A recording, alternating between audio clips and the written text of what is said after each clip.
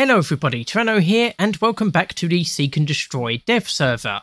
And today we're taking a look at one of the Swedish vehicles, the U-SH204GK, which is coming in at rank 4, battle rating 5.3, between the LVKV42 and the ZSU-57-2. And so this seems to be categorised as a self-propelled anti-aircraft vehicle, so you've got your 20mm gun here.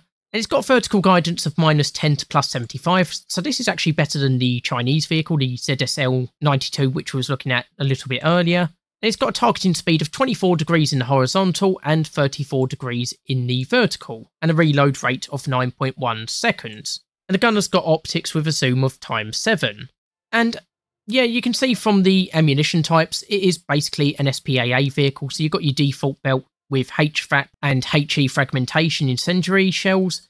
So you've got a maximum penetration of 37mm at 500 meters with that.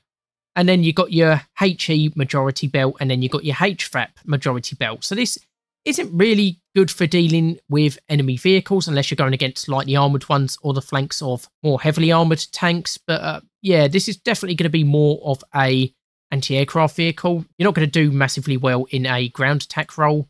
The armour is not particularly great.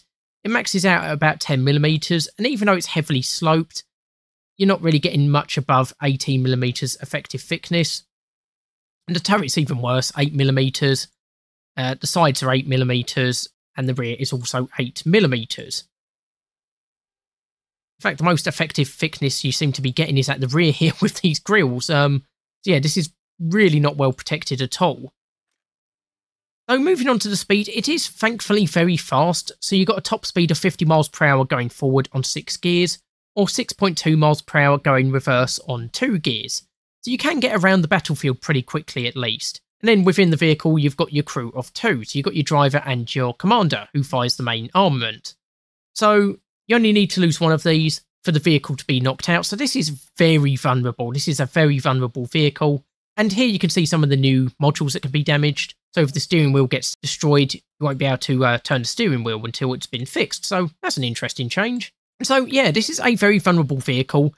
And like I say, it is in this self-propelled anti-aircraft line. And yeah, Sweden's in a bit of a funny spot here. So you've got some pretty good vehicles at the beginning with 20mm cannons.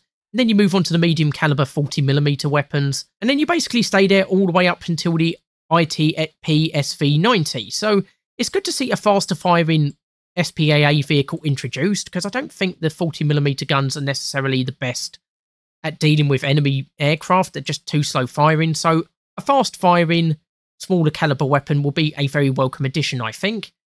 And yeah, I don't think this is going to set the world alight, but I think it will be a very good vehicle. Just not very effective in the ground attack role, unfortunately. Now, unfortunately, I can't take it out on a test drive because I'm not that far enough on the Swedish tech tree. But that is the USH204GK. Hopefully you've enjoyed this episode. Hopefully you'll join me for the next one. I've been Tyranno, and I'll see you next time.